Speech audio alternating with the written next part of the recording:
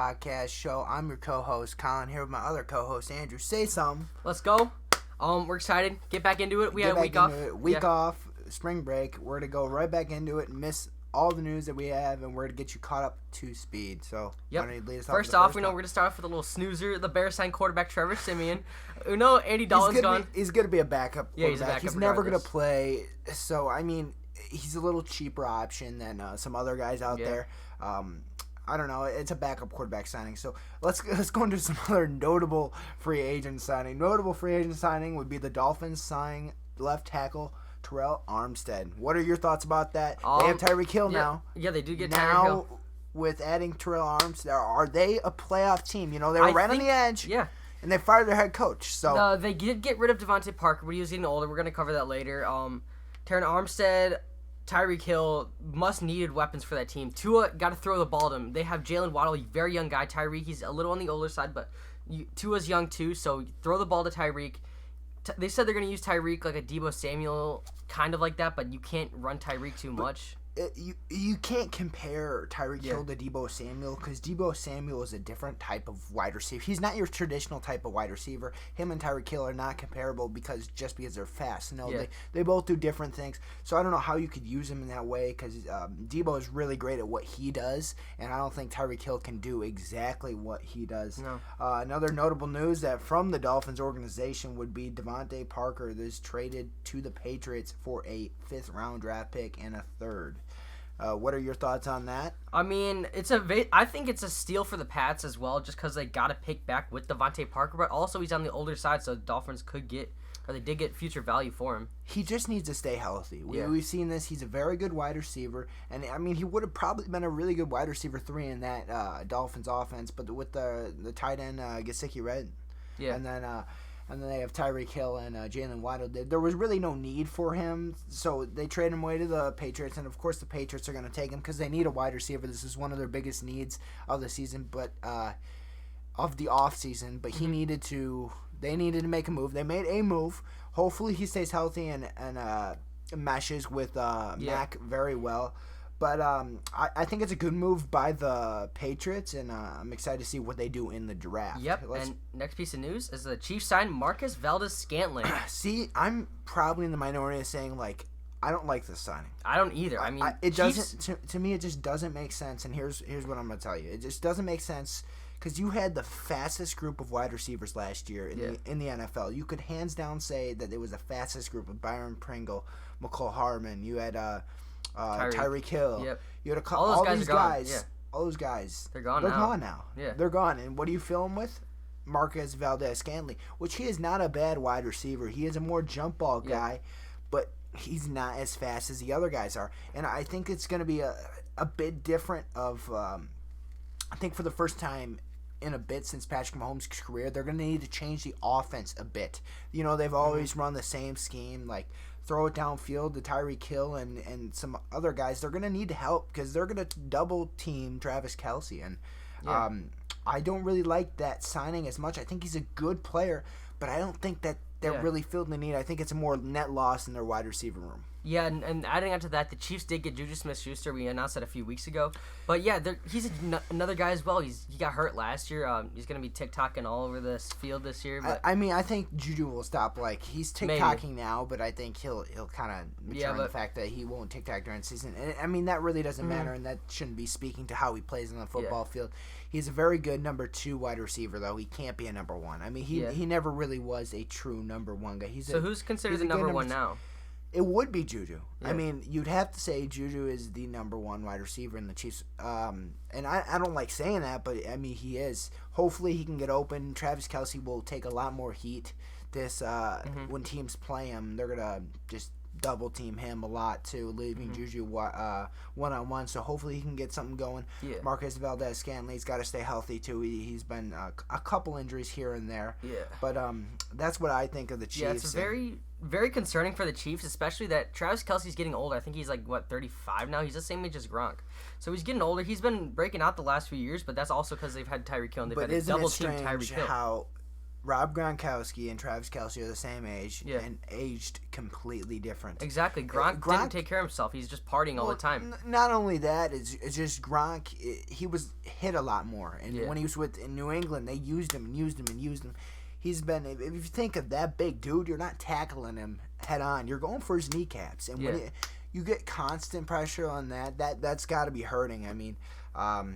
And Travis Kelce really didn't have that. He's kind of broken out more later into his career and kind of peaking later in his career. And some guys do that, some guys don't. It's great. Not to say Rob Gronkowski isn't a good tight end. I mean, he's just not in his prime as he was anymore.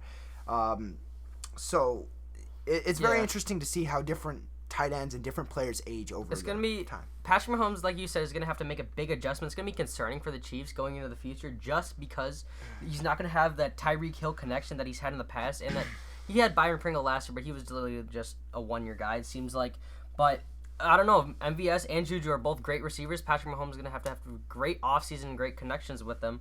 But on to the next, where MVS came from, the Packers. You're talking about their downfall here. You have it on there. We love it. Bears fans. How do you think the Packers are in a downward spiral right now? Well, I mean, at this point, if you were going to get rid of your top two receivers, MVS and Davante Adams, you might as well not have had Aaron Rodgers re-sign his contract and started fresh with Jordan Love to get that connection with Allen Lazard, to get that connection with his current receivers. But Aaron Rodgers, he knows, is a veteran quarterback. And he's going to have to stick with Randall Cobb and Lazard this year. Here's where I kind of disagree with you on there. I think they needed to re-sign Aaron. I think that was a good re-signing. I mean, they gave him a lot of money because he's worth a lot of money. He's a 2-time MVP in a row now. He's worth that type of money that he's getting. They're going to need to draft somebody in the draft. That's what they're gonna. And the greatest thing about this draft is this wide receiver class is absolutely filled with talent throughout each and every round. So you don't need to use a first-round pick on a wide receiver, which the Packers historically don't use a first-round pick on wide receivers. So it'd be interesting to see if they draft a wide receiver in the first round.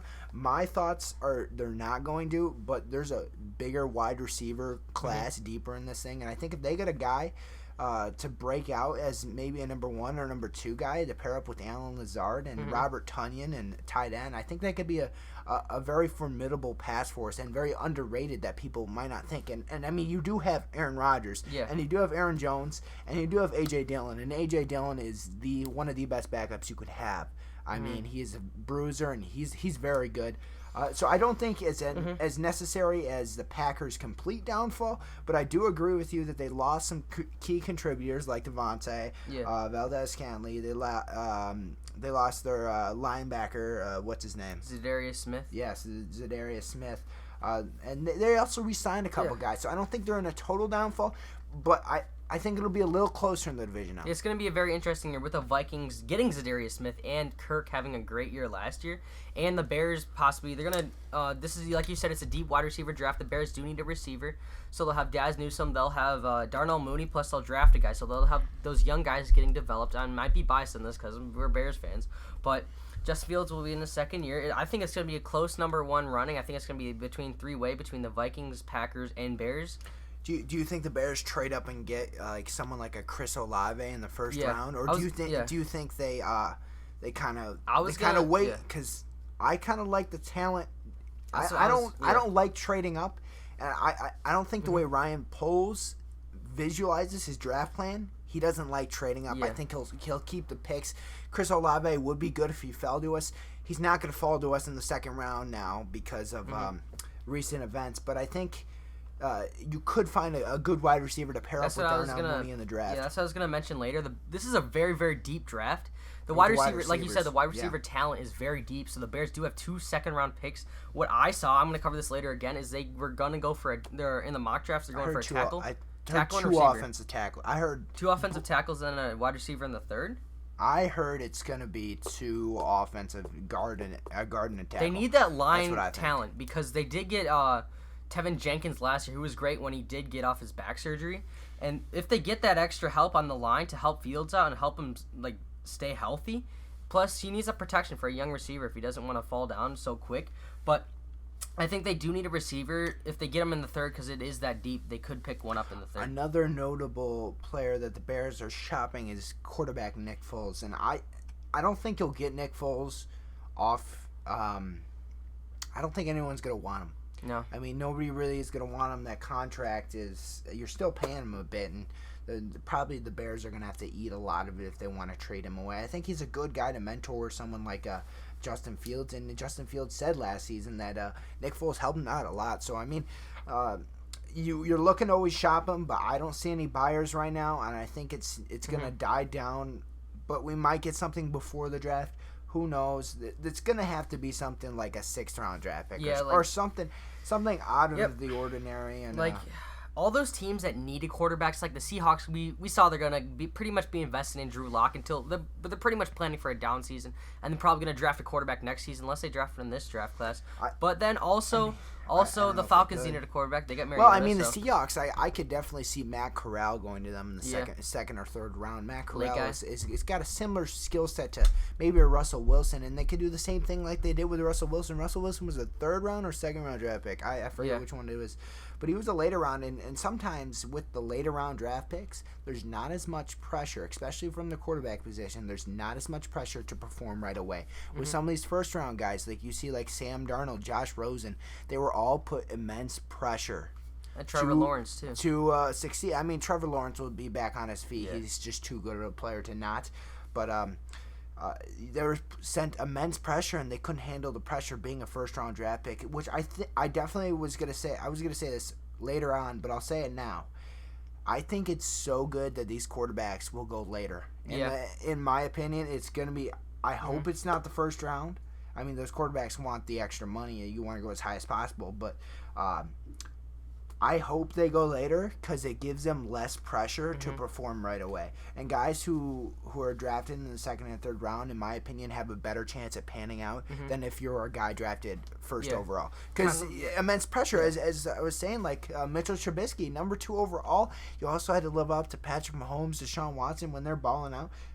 That's like immense pressure to put on just not only a quarterback, but on a player like that. Yeah, that's a good take because think of all these quarterbacks like Joey B. His first year was terrible, but then we saw last year after his bounce back year, after a year in the NFL, that's what's gonna be with Justin Fields, Trevor Lawrence, Zach Wilson, all those guys last year that didn't do so great that have experience in the NFL now. They're gonna bounce back. Like you're saying, like Trey Lance, he had a year to sit behind Jimmy G. That's kind of what these guys are gonna do, but they're gonna be put in a position where they could do that. I think Trey Lance couldn't sit behind him a second year. If we're gonna be honest, if they won't get what they want from Jimmy G, they'll keep Jimmy G. I mean, you don't need to shop him. If they get some team that's desperate for a quarterback, they'll trade him. But they don't need. They can take their time. And Jimmy G is not a terrible starter as we all think he is.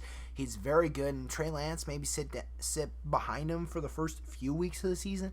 Then get Trey Lance some playing time. But I don't think the Niners are worried about shopping Jimmy G as the rumors were. With other news, Mile High Stadium caught on fire because of how hot the offense is going to be this year. With Russell Wilson himself. I got a Russ jersey on right now. I mean, I guess I was late to the party. I guess he was traded to Denver or something. Yeah, you just found that out. It's all right, Seahawks fans. Feel your pain, but you snooze, you lose, and Denver's got your quarterback now. Exactly, Denver's coming. What are your thoughts on that Denver team? I know they had a video that posted out of Courtland Sutton and Russell Wilson working out. And I watched that video. I mean, those are two dedicated guys, and I think they're dedicated to the craft of football and getting those connections, because we know those connections don't take they aren't really fast to build, and be able to work in the offseason like they are right now. They might be a formidable force, and they could be a dark horse to maybe win that division. Yeah, that's a very tough division they have to compete in. But Russell Wilson, with that veteran capability, with Courtland Sutton and their rookie mindset and being so young and being so agile, not like an older receiver, definitely got that experience. Russ throwing to him, he could get up there a little more, his little younger bones in him. Russ has something to prove. I mean, he's never been on another team before, so it's a new experience for him and a new offense. I think Russell Wilson, he has got something to prove. He did not play. He played pretty bad towards the end of the season when he came back from his injury. He's got something to prove this year, and he'll be a dark horse for, may I even say, MVP. I mean, he's played MVP comeback player type. Of the year. Comeback player of the year too. He could win that. I think there's other players like that deserve it more, but I could see that happening. But another piece of notable, I don't even know if we went over this, free agent news. Super Bowl hero Malcolm Butler signs a 2-year deal back with the Patriots. He's older. He's up there, but I think you could squeeze 2 years out of him. It's a great pick. Bill wants him back. He knows the defense, and I think that's one thing why Bill brought him back is that you got some younger guys there, and you got J.C. Jackson who just left the Patriots, and I do think he knows the defense. I mean, in my opinion, Malcolm Butler is laughed his way to the bank with that interception in the Super Bowl because I don't think he's that great. I think he's solid, but I don't think he's that great to the point where he's gotten as much money in his career as he has. But what are your thoughts? Yeah, some people's careers are made off of one catch and one pass. Like Odell, we saw that one catch. Malcolm Butler, one pick. He's getting so much money just because of that one moment, and he's lived up to those, or he hasn't lived up to those expectations, but he's made such an impact in a great game. And like we mentioned before, Bears are shopping Nick Foles. And then all NFL teams are required to hire a minority/female offensive assistant coach. We're not going to touch too much on this because we know it's a sensitive topic, but I mean, if they got the qualifications, then go ahead and hire them. That's all. That's all I look at. Qualifications. I would say I don't look at people's race or gender or whatever. I just look at qualifications. I would say if they're a good coach, then hire them. I would say in another hot take, I mean, I get NFL's trying to spread the gender barrier and all the the racial barriers, but I think it's a great if the talent's there and you think they could hire him, they're best for that position, hire him. But I don't think you hire someone for that position just to hire him for that position. But yeah, that's just my opinion. But I think great job of the NFL trying to expand the gender role. And we're back with some jersey news. The Eagles are bringing back the OG. Do you just turn on the Xbox?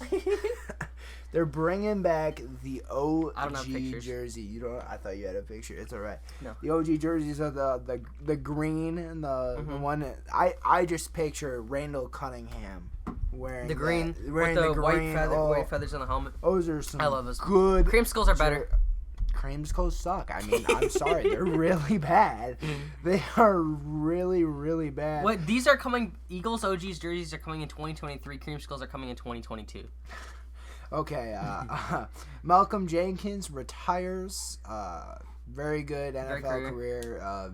And Bruce Arians also retires from coaching. But he gets promoted to the front office, and Todd Bowles is going to be their new head coach. What are your thoughts? I think this was a little bit too late. I thought they should have made the announcement earlier, but I don't know. That's my opinion. What are your thoughts? Todd Bowles coached up arguably the best defense the past 2 years. If they were all healthy, arguably the best defense, which is basically what Eberflus is doing. He was a defensive-minded coach going to a head coach, which is what Todd Bowles is doing, going from a defensive-minded coach to a head coach. So great job for him. I mean, Bruce Arians, he deserves a front office job. He's got a great mind. But yeah, they should have announced this way earlier. Tom's going to have to do with Todd Bowles now, but Todd Bowles is a great coach. I think Tom and the rest of the team kind of knew that this was going to happen. This was offered to him. I think the plan was to go as followed, but I think they wanted to create some parody, not parody, but make people think, oh, this is what they wanted the news cycle to maybe die down a bit before they released that. Mm-hmm. And now that they released that, they're like, okay, all these other head coaches have been hired, so you're going to go with the next best option is promoting from within. So I think it's a pretty good move. I get where they come from. I just wish it would just a tad bit earlier. That we're too close to the draft now. Yeah. But I think that doesn't change their scouting and their drafting plan. But another notable news is for a guy looking for a team. AB will not get ankle surgery until a team signs him. AB, that's not how it works. Antonio Brown, not how it works. You can't do that. I have no idea what he thinks. I mean, it was a news story, so I mean, he's getting his name out there, but that's just not how it works. I mean, you're just hurting your own career at that point. AB is getting older, but he's still explosive, and on a team, he could really do some damage. Yeah, another team I saw is Lamar Jackson tried reaching out to him for the Ravens. They need that one receiver. I think Lamar could have him, but Lamar can't throw. I think AB to the Rams. Come on, AB to the Rams, man. They don't need receivers. The Rams are forging checks right now. We're gonna get right into that. The Rams, like we said. Oh, I just got a cramp. We're good. The Rams, like we just said, Bobby Wagner to a 5-year contract, and he's getting some money too. Don't know where the Rams are pulling all this money out, but they're pulling all this money out. Somebody needs to check their books, like Washington faked their books, and Dan Snyder's underneath. How? I don't get it. How do the Rams afford arguably the best player from each team in the last 10 years, like Matt Stafford, Bobby Wagner from the Legion of Boom.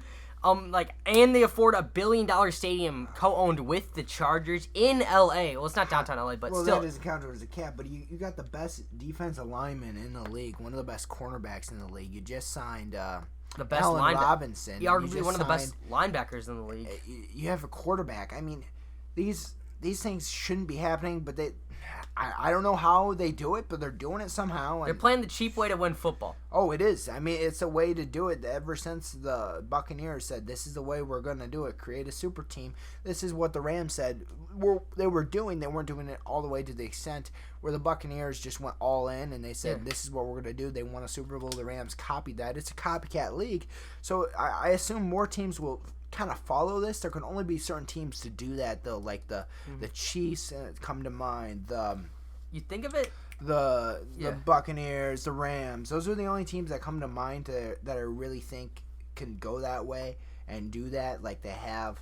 But you think of it after, I'd say 3 years once this Ram hype dies down, I'd say if you're Sean McVay, just leave. You're gonna leave this team in holes. You're not gonna have any picks in the next Rams 5 team years. Is not gonna die down as well. As long as Matthew Stafford's there, as long as that team's playing good, he's gonna coach for a long time. He's a young coach and he's passionate about the game. I think he's gonna stay there and.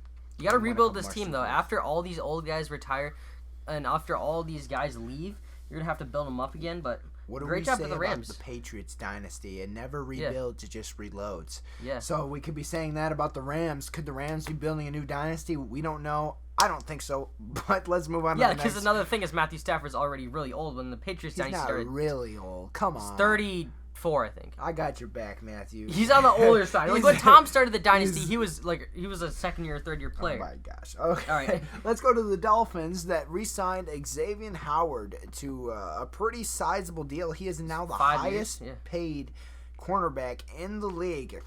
He's on the older side. He's great, but he's on the older side of things. I mean, I don't know. I think he's good, and you want to re-sign him, but that much money, I have no idea. I don't think he should be the highest paid cornerback in the league, but you know what? I don't know much. Give it to a guy like Jalen Ramsey, but the Rams don't have money, you know that. But, I mean, Dolphins building a super team as well. This AFC is going to be very, very, very interesting this year with that division and all those divisions in the AFC, but on to the next one. Another guy that might be moved on to the AFC or could be asking for a trade is DK Metcalf. Could be acquired at the right price. Of course, with Russell Wilson leaving, he's like, what the heck? Like, that was my quarterback. Yeah. And now that he's gone, I don't think DK is going to be too happy. I could definitely see him moving in the next coming weeks. I definitely look just before draft night, because I think they'll get the most value for him then. Yeah. And I think there could be a trade, and we've seen trades in the past, big trades right before the trade. I mean, you saw Teddy Bridgewater last season move to the Broncos at the end of the. Where would you see DK going to? I think DK would move. I think he's gonna be like a hot take. Yeah, like, we didn't expect Devontae to move, and all within like 3 hours he was from, hey, my trade's open to a new team. Jets, DK to the Jets. Well, just because they're willing to give the Jets draft are giving capital. a lot of money. I mean, they're giving a lot of money into a team that. Well, DK, it depends. I haven't looked at his contract if he's got a no trade clause. If he does have a no, is he still on his rookie deal? I think he's still on his rookie deal. Mm-hmm. So he has a trade clause then. So the Seahawks could just say, like, this guy, we don't care. We'll send you to the Jets because we're going to get the most from it. The Jets are going to give out the house to get a star wide receiver. Yeah. DK Metcalf could be that with Zach Wilson, could help that offense out immensely with Elijah Moore. But I definitely think that just because they're willing to spend so much money. Another thing is I saw Lamar Jackson again. He's talking out to DK Metcalf. He wants to get him on the Ravens. That's the thing with all these teams with already great quarterbacks. Like the Jets are just a meh team. They got the money, but like the Ravens, who knows if they got the money to afford DK? They could, but they don't have the draft. Like the Jets have enough draft picks to give to the Seahawks that the Seahawks could take it. Another notable news about retirement. Frank Gore signs a one-day deal with the Niners and announces retirement. We've seen this happen before with other NFL players. Notably, comes off of my mind is Matt Forte and Devin Hester did that with the Bears. So it's becoming more common nowadays. But congratulations Isn't that to Frank Gore. Didn't Peyton Manning do that too with the Colts? I have no idea. I can't remember. I don't know if he did that. But that is another bit of notable news. I'm going to go through the NFL's top 5 easiest schedule, and you tell me which team could you see making the playoffs next year just because of their schedule. We almost had a team last year like the Dolphins squeak in because easy schedule. We were covering that. We were covering that too. When we started our podcast at first, we were covering the Dolphins if they were controversial because they had an easy schedule. The top 5 easiest schedules, 1 being the easiest to 5 being a little bit harder, So top 5 easiest, 1 being the Washington Commanders have a very easy schedule. The Bears are at number 2. The Eagles are at number 3. The Colts at 4. And the Seahawks at 5. All right. A few things stick out to me about that. The Washington, I think Carson Wentz is going to struggle to get going, but having that easy schedule is going to be a bit of a momentum booster. They could squeeze in towards the end. I feel like he's going to have a Carson Wentz type season like he did last year, doing great towards the end of the season and falling off right at the end. Yeah, I just don't like the Washington-led team by Carson Wentz. To me, that just doesn't sound good. It doesn't appeal to me, and I just don't know what direction this team is. I mean, they need to get a quarterback now. They got some talent. Antonio Gibson, Scary Terry. They got Chase Young. They got Montez Sweat. They got some dudes on that team. They just need a quarterback. That's the thing. And that's why they were in the trade talks for Russell Wilson, even though Russell Wilson ended up going to Denver. I just don't see that happening as much. A team that really sticks out to me, though, has to be the Indianapolis Colts. Having the 4th easiest schedule is going to help them out tremendously. They got Matt Ryan this year, so Matt Ryan is the complete opposite of Carson Wentz. Frank Reich went in the front office and he said, you know what? I want the exact opposite of Carson Wentz. And so he got Matt Ryan. Matt Ryan, yeah. Matt Ryan is no slouch. He throws a lot of touchdowns, and they got some weapons there. I mean, Michael Pittman. Pittman, that may be a fantasy football guy to get to. I mean, you got JT, so he can bounce off of a solid run game. In Atlanta, they've never really had much of a run game, even though at the end of this past season, Cordell Patterson was a very good option for him. But I really like this team, not only on their offense, but their defensive side is very good as well. I could definitely see them making a run, especially in a division that's kind of on the hinges right now. With the Colts being on very close last year with a bad quarterback like Carson Wentz and getting a decent guy who has playoff experience and who's one of the best passers of all time. Actually. Yeah, Super Bowl experience, Matt Ryan, but we won't talk about this Super Bowl experience. But I would say that is a great pick for the Colts, and they do have a solid defense and a solid team on their hands, so they definitely stick out to me. What about the Bears? The Bears. They came from a really, I think they were the second hardest schedule last year, the second easiest. The Bears, in my opinion, this is a rebuilding year. And it's very obvious that it is a rebuilding year. I don't see them making the playoffs, and I'm just a very, very realistic Bears fan here, and I've already given up hope on this season. Just show me some flashes here or there, win some games that are close, and give me some free agent talent next year. But I definitely don't think they'll make the playoffs. I think it'll be closer to 500, but I don't think they make it over 500. If anything, I think the Bears, last year they were 6-11. If this year to predict their schedule, they'd be 7-10, or they'd be right at 500 to me.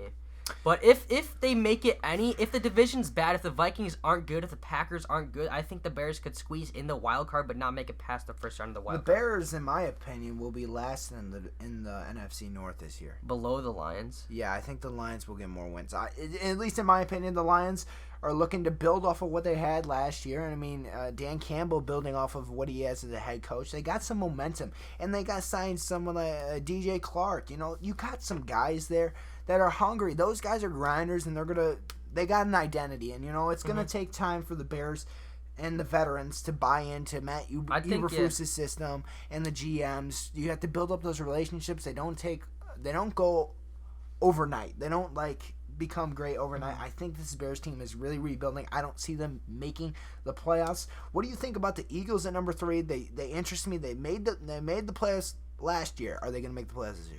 Yeah, another thing, real quick, I want to touch on the Bears. We know we've set into this as a rebuilding year, but after this year, I think they have a good shot at being first in the division. But back to what you said for the Eagles. What were you? Go, no. What do you think about the Eagles? The Eagles, I don't know. we're gonna get into we could get into it right after this, but they did trade away some of their first overall picks this year. Yeah, so you want to go through that actually? yeah, really real quick. They just did a trade. They traded away 2 of their first round picks that they did have to the Saints. Would the Saints really need that this season? The Saints are going to go for a quarterback. We think they're going to go for a quarterback, even though in our hot takes we say they're not. I think they'll draft Malik Willis. I think they'll trade up to maybe 11, 12-ish range, and I think Malik Willis will still be on the board then. And I think they'll trade and get Malik Willis. In my opinion, Kenny Pickett is just he came from a pro-style offense, but in my opinion, he's not as talented as someone like Joe Burrow. He's not as talented as that. To me, he's a second or third round guy, but he's gonna end up going in maybe later first round because of the need for quarterback and immensely. But with this trade, it really it really points out to me they're going for a quarterback. 16 might not be their pick to maybe get a quarterback, or maybe it is. But I think they might trade up to maybe the 12 range to kind of package those up to the 12 range to maybe get someone like Malik Willis. But the Eagles are preparing for next season's draft, which according to they did receive a couple reporters, there's a better quarterback draft class there. So obviously, if you look into next year, you get the guy from Michigan, guy from Georgia. I don't know their names, and then you got Bryce Young from Alabama. All those guys were juniors this year who did make the SEC finals. But the Eagles received in that trade, the Saints received the 16th pick, the 19th pick, and the 194th pick. And the Eagles received from the Saints the 18th pick, the 101st pick, the 237th pick, and then the 2023 first-round pick and a 2024 second. So they're preparing for the future. In case Jalen Hurts doesn't play out, they could get a good quarterback next year. They're getting some draft capital. I actually like this trade for the Eagles. You're not moving. You're moving back just a bit to 18. That's not going to definitely ruin your draft. You're going to still have a first-round draft pick. You're getting a first-round draft pick. Yeah, it works out for both teams because the Saints you're getting a first-round draft pick for this year, too, and the you're Saints, going to get a first-round for next year. That's pretty good. And I don't think the Saints are going to do as good as I don't think they're going to win the division, so I definitely think they'll get a higher draft pick next season. They are stuck with Jameis, so if you could get a guy like Malik Willis and stick him behind Jameis Winston for a year, that could be great for potentially in the future. But the Eagles, now that I think about that, they do have 2 first-rounders. They had 3 first-rounders. They gave 2 to the Saints and got 1 back from the Saints. So they have 2 first-rounders instead of 3, but then they traded back for 2 future first-round picks, which is great for the future instead of spending it all in 1 year when the draft is kind of mid this year. Yeah, definitely like that. Let's go to let's just recap how crazy this NFL free agency has been. Even though it's not over, you still have some notable names like Tyrann Mathieu still yet to sign yet. Stephon Gilmore, you got knowing OBJ, our luck, he's probably re-signing as soon as we post this video. But do you think this is the best offseason of all time? Bears just re-signed Jesper Horsted to a 1-year deal that just released. He was a great tight end 2 last year, I think.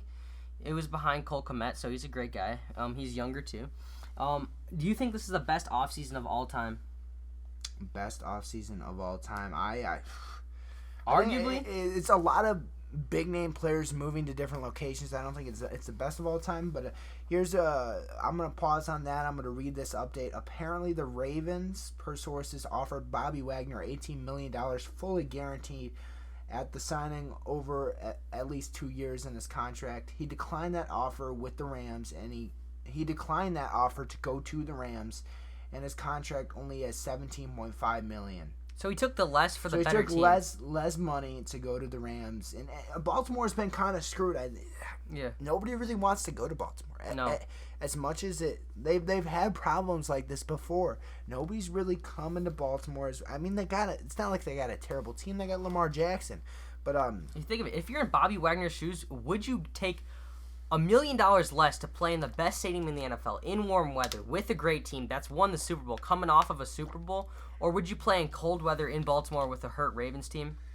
I'm going to LA. Exactly. No matter what situation, I'd go to LA. I'd take the $1 million less and play where I'd like. He's got enough money in it. Yeah. He's going for a ring now. He's ring chasing. And it's not like he's got a ring, but that much more. But he's got a ring. He's looking to get another one.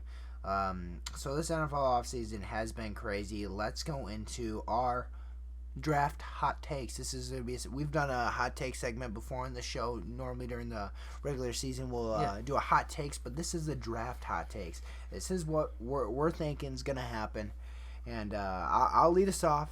No quarterback will be drafted in the first 10 picks for the first time in 9 years. And here's my thinking behind that. The quarterbacks in this class have some talent, like Malik Willis, but they lack the ability to be a first-round quarterback. With that being said, there will be a quarterback off the board in the first round just because everybody loves drafting a quarterback. Mm-hmm. There will be one. It will not be in the top 10, though.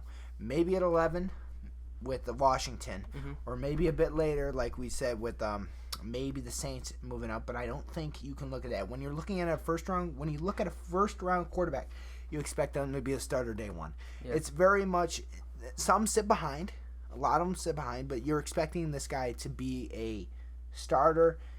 If you look at the quarterback class, Malik Willis is not coming from a pro-style offense. He's not coming from it. He's from a run-and-gun type system.